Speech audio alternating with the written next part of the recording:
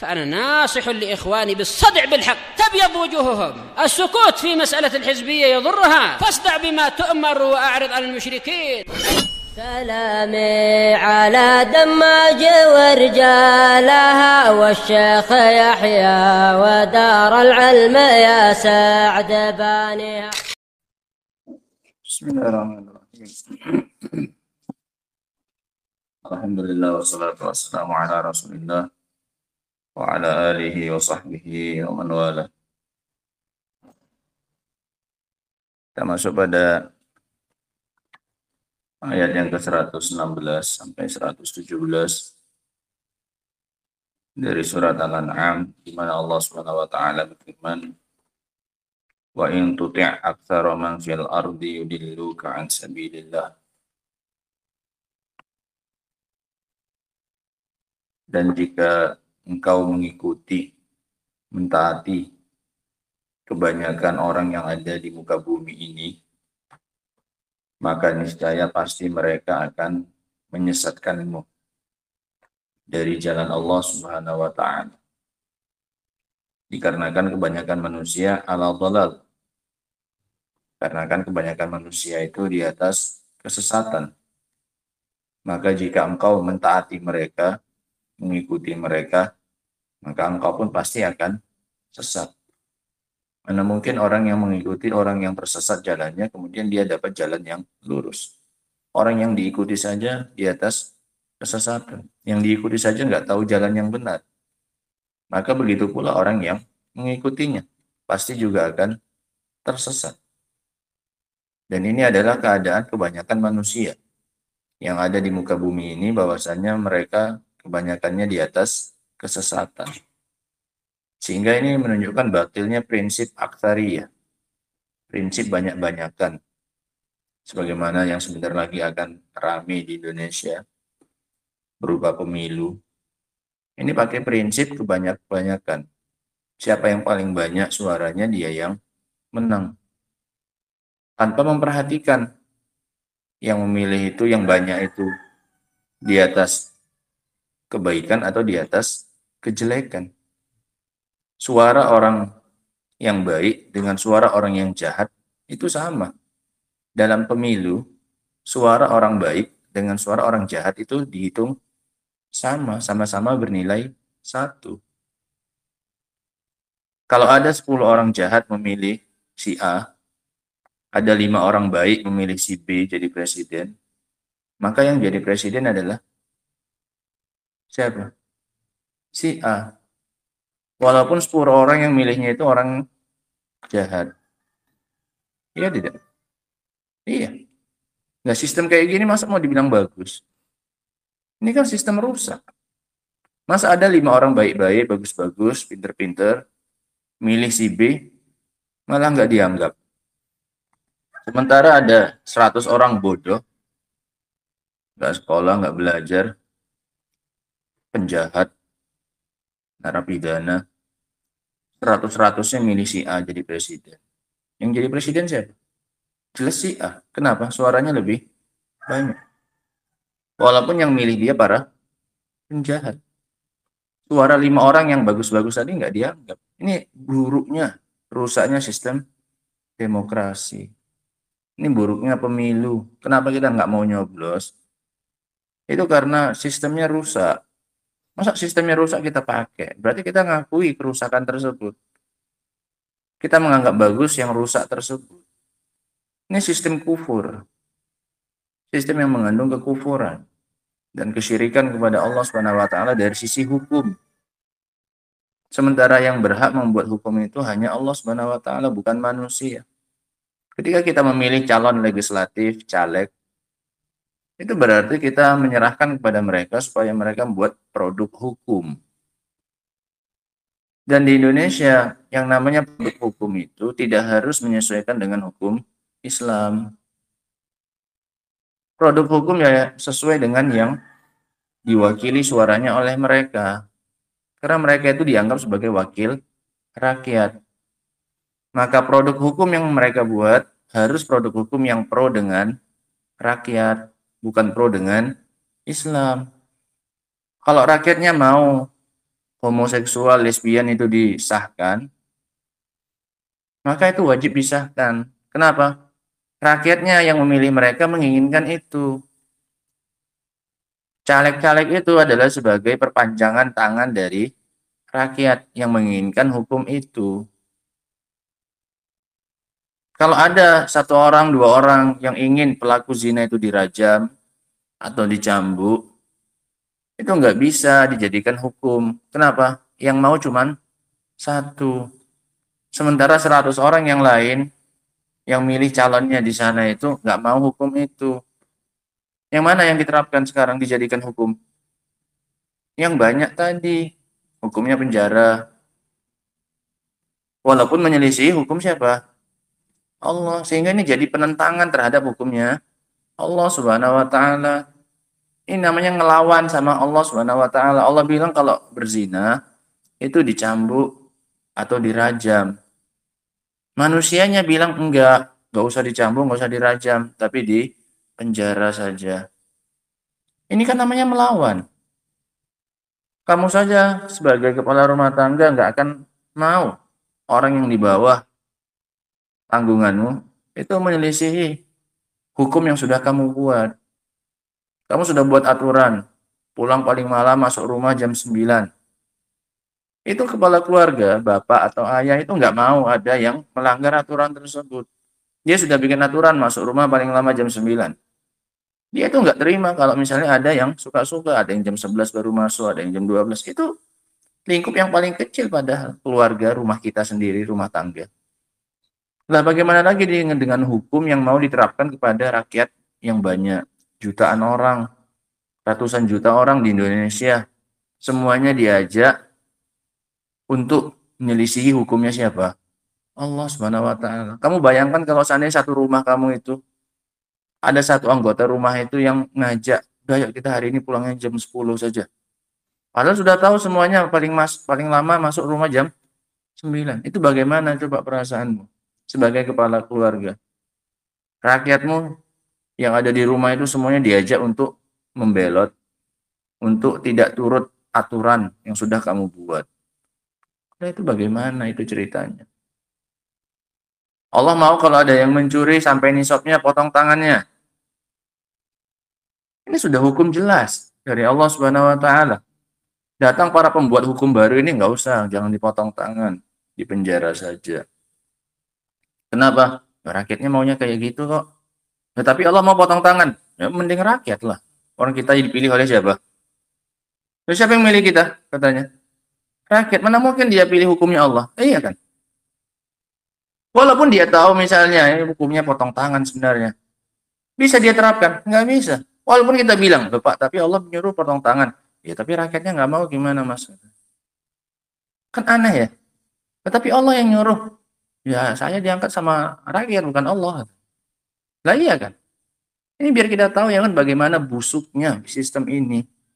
Ini mumpung kita pas melewati ayat ini, mumpung pas waktunya berdekatan dengan pemilu. Nanti bulan 2, 2024. Baik itu pemilihan presiden ataupun pemilihan anggota legislatif. Ini semuanya tauhid. Ini semuanya penentangan terhadap hukumnya Allah Subhanahu wa taala. Kok bisa-bisanya manusia itu bikin aturan sendiri yang menyelisih aturannya siapa? Aturan Allah Subhanahu wa taala.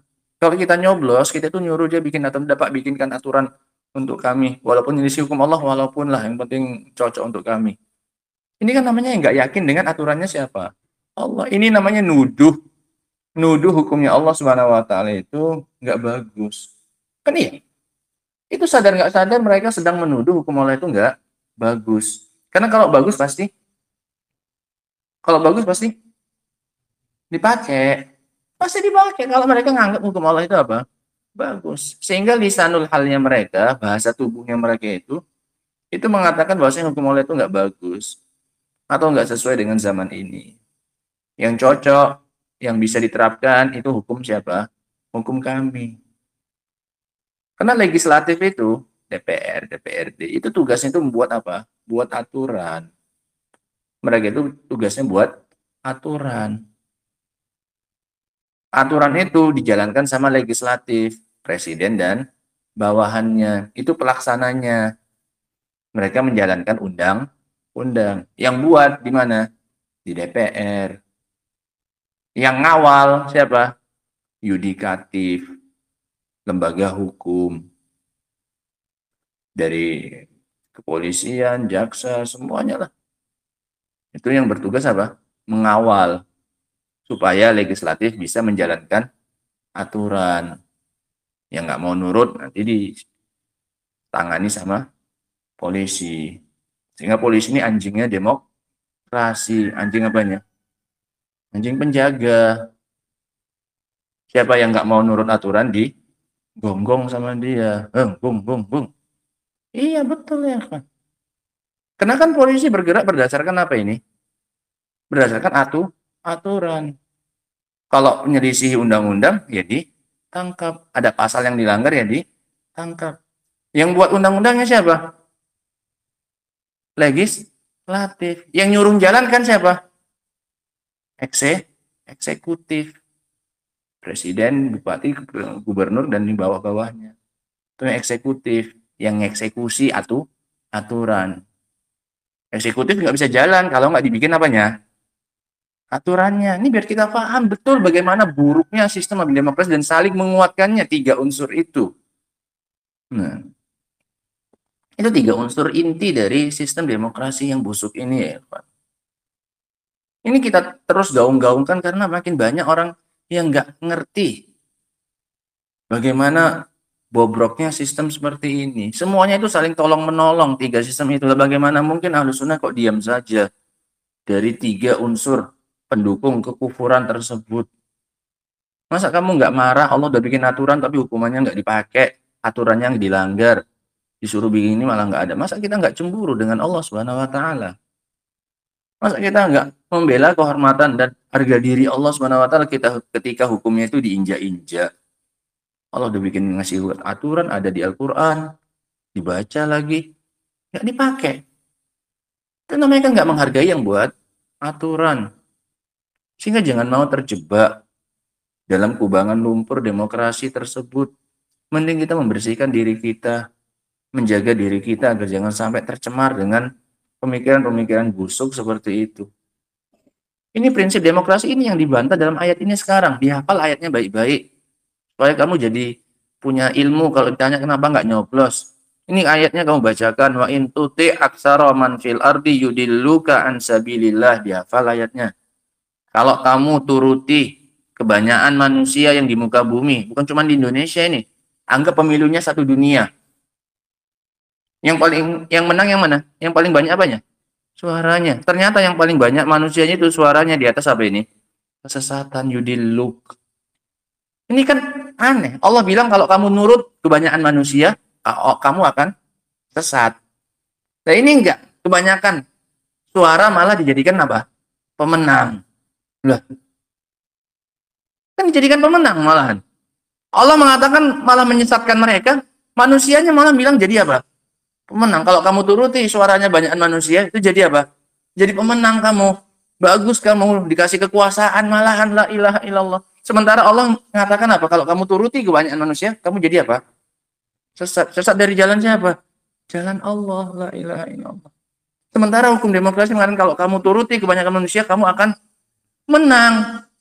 Lah ini dari mana cara berpikir kayak gini? Kok bisa-bisanya seberani itu, selancang itu melawan ayat ini? Ayat ini bantahan bagi prinsip apa? Aksariyah. Prinsip banyak-banyakan. Kalau kamu, ini kebanyakan bukan manusia di Indonesia, ini kebanyakan manusia di dunia bahkan. Nah, ya kamu tuh kalau pemilu itu bukan pemilu di Indonesia, pemilu dunia, nyari pemimpin dunia udah. Yang menang bakal megang dunia udah.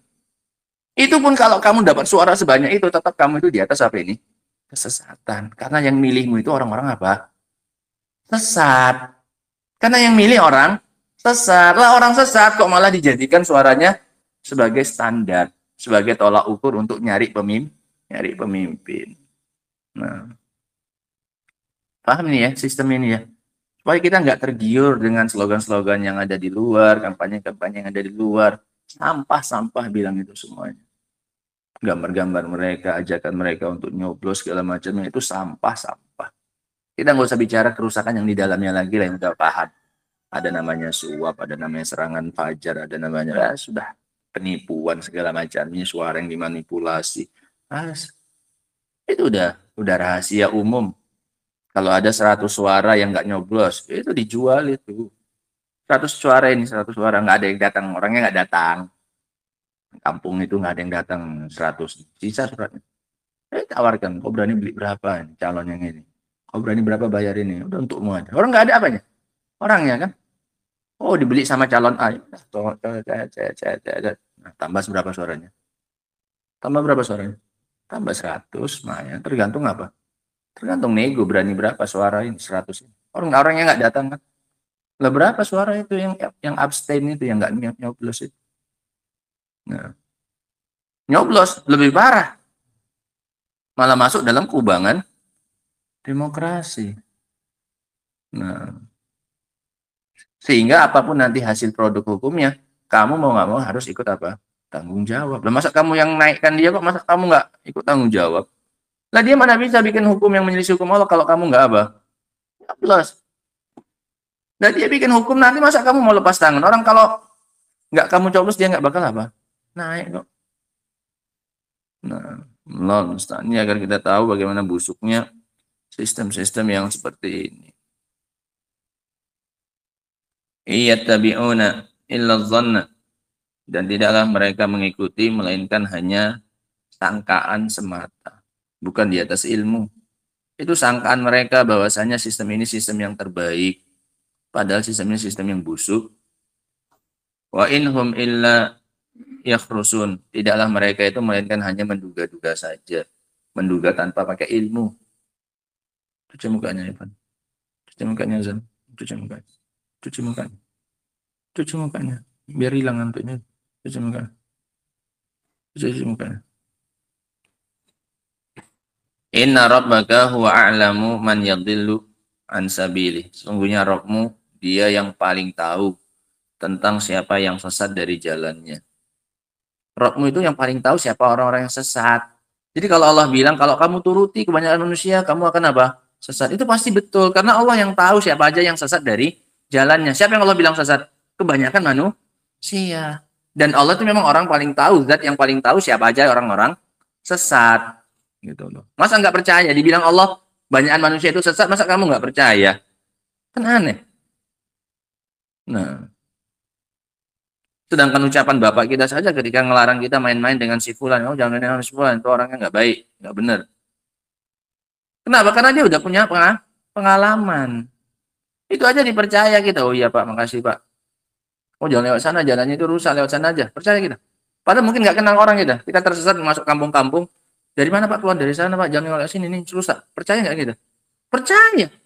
Iya kan? Itu kenyataan. Kita percayai orang kampung itu. Padahal kita nggak kenal. Entah sholat, entah nggak jujur apa enggaknya pun nggak tahu. Tapi kita ikuti karena percaya dengan arahannya. Masa Allah bilang banyak manusia itu sesat, kita nggak percaya? Ah enggak ya, bagus ini banyak-banyakan aja kita. Nah, nggak usah pakai hukumnya Allah. La ilaha illallah. Inna rabbaka huwa a'lamu man yadhillu an sabilih wa huwa a'lamu bil muhtadin. Dan Allah juga tahu siapa orang yang di atas apa? Petunjuk. Allah udah tahu persis, namanya dia yang menciptakan. Ya jelas Allah tahu siapa yang di atas petunjuk, siapa yang di atas kesesatan. Oh ternyata yang di atas kesesatan ini kebanyakan manusia. Sehingga kalau udah kebanyakan manusia dari kesesatan, maka nggak bisa dipakai sandaran banyak-banyakan suara. Oh suara orang siapa? Suara orang apa ini? Orang yang di atas petunjuk apa yang di atas kesesatan? Di atas kesesatan. Kan aneh. Orang yang make suaranya sebagai banyak-banyakan, sebagai landasan, ini orang-orang aneh. Udah tahu orang sesat malah dijadikan apa? Dijadikan sebagai suaranya itu penentu kemenangan. La ilaha illallah. Ini orang bodoh yang rela dan ridho dan terima dengan sistem demokrasi, ini orang-orang bodoh. Nah, atau orang pura-pura apa? Bodoh. Namun karena kekuasaan, karena hawa nafsu, rela dianggap orang bodoh. Nah. Qala Syekh Abdurrahman As-Sa'di rahimahullahu taala, yaqulu ta'ala li nabiyhi Muhammad sallallahu alaihi wasallam muhadziran an ta'ati aktsarin nas. Dalam ayat ini Allah mengatakan kepada Nabi SAW dalam rangka memperingatkan beliau dari mentaati kebanyakan manusia. Dalam ayat ini Allah memperingatkan Nabi agar jangan mentaati kebanyakan manusia. Jangan ditaati. Dilarang malah Nabi. Wahai Nabi, kalau kebanyakan orang maunya kayak gini, jangan diikuti. Mereka itu sesat. Dilarang Nabi. Kalau kita enggak. Nah, enggak perlu banyak-banyak kali pun. Lebih sedikit saja dari setengah udah cukup. Ini kan pemilu nanti. Kalau kamu bisa dapat suara langsung 51%. Misalnya calonnya 3 sekarang. Kamu langsung menang itu. Padahal enggak banyak-banyak kali. Iya kan? Cuman setengah lebih sedikit. Itu sudah dianggap apa? Kan kebanyakan. Padahal nggak banyak-banyak kali juga, nggak sampai 90%, 95% enggak. 51% saja. 5,5 kan? Setengah lewat sih. Sedikit aja udah cukup itu. Nggak banyak-banyak kali. Itu pun sudah dianggap hebat lah ilah. Sedangkan 90%, 99% aja pun nggak jadi tolak ukur. Tetap yang 1% itu yang apa? Yang benar kalau sesuai dengan Allah Subhanahu wa taala. Sehingga Allah mengingatkan kepada nabinya dalam ayat ini untuk jangan mentaati kebanyakan manusia. Wa in tuti aktsara man fil ardi yudilluka an sabilillah fa inna aktsarahum qad inharafu fi adyanihim wa amalihim wa ulumihim. Dikarenakan kebanyakan manusia itu sudah menyimpang pada agama mereka, amalan mereka dan ilmunya mereka. Agamanya menyimpang, amalannya menyimpang dan ilmunya pun sudah menyimpang. Fa adyanuhum fasidah. Agama mereka itu rusak. Wa amaluhum tabaun li ahwaihim. Dan amalan mereka itu cuma ngikuti hawa nafsu. Wa ulumuhum laisa fiha tahqiqun wala isolun li sawa'it thoriq. Dan ilmunya mereka tidak ada padanya perealisasian dan tidak pula mampu mengantarkan mereka kepada jalan yang baik. Ilmunya itu ilmu bodong. Ilmu yang nggak bisa mengantarkan mereka kepada jalan yang baik. Bal ghayatuhum annahum yattabi'una dhanna.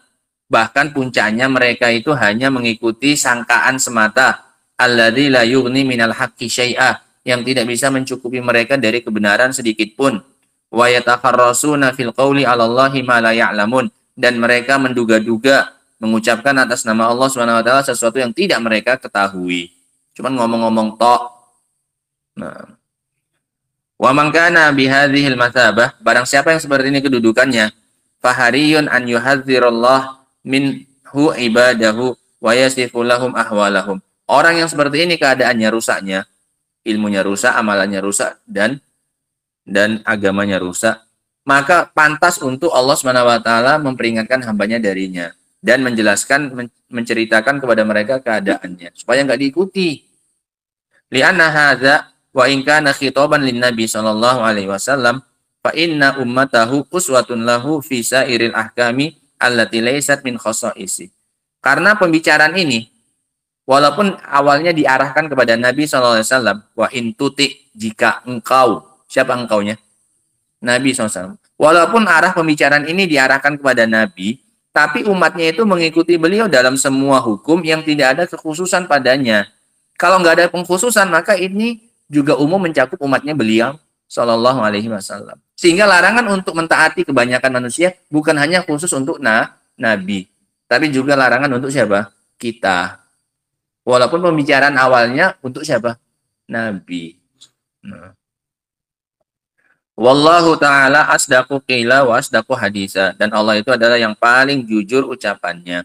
Wa huwa a'lamu biman yadhillu an sabili. Dan dia yang lebih tahu tentang siapa yang sesat dari jalannya. Wa a'lam biman yahtadi wa yahdi. Dan Allah juga yang paling tahu tentang siapa yang orang di atas petunjuk dan memberi petunjuk.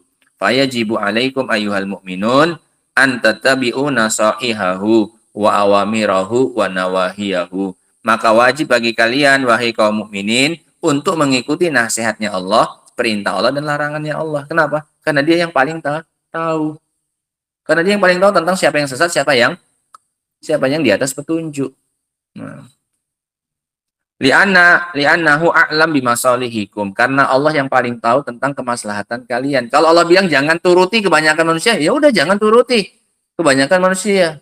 Jangan dipakai menjadikan sistem pemerintahan kebanyakan manusia. Wa arham bikum min anfusikum, dan karena dia lebih sayang kepada kalian daripada diri kalian sendiri. Ketika Allah larang kita pakai prinsip banyak-banyakan, karena memang itu yang bagus untuk kita. Kalau seandainya banyak-banyakan itu bagus untuk kita, pasti akan Allah perintahkan kepada kita. Kalian pakai prinsip banyak-banyakan aja. Itu yang paling bagus untuk kalian. Nggak ada. Malah dilarang ikuti kebanyakan manusia. Nah. Wadalat hadil ayat ala annahu la yustadallu alal haqqi bikathrati ahlihi. Dan ayat ini menunjukkan bahwasanya tidak dijadikan dalil atas kebenaran banyaknya pelakunya. Tidak dijadikan dalil di atas kebenaran banyaknya orang yang melakukannya.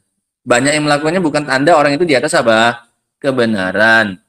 Nah. Wala yadullu qillatus salikin li amrin minal umur an yakunu ghaira haqqin. Dan tidak pula sedikitnya orang yang menempuh suatu perkara itu menunjukkan mereka tidak di atas apa? Kebenaran. Dan langsung catat aja, ini aja faedahnya, langsung kita ambil dari beliau. Faedah yang pertama adalah banyaknya pengikut bukan menjadi tidak menunjukkan sama sekali atas kebenaran.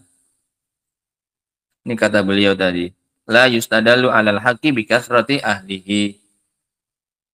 Banyaknya orang yang melakukan sesuatu tidak menjadi bukti dia di atas kebenaran.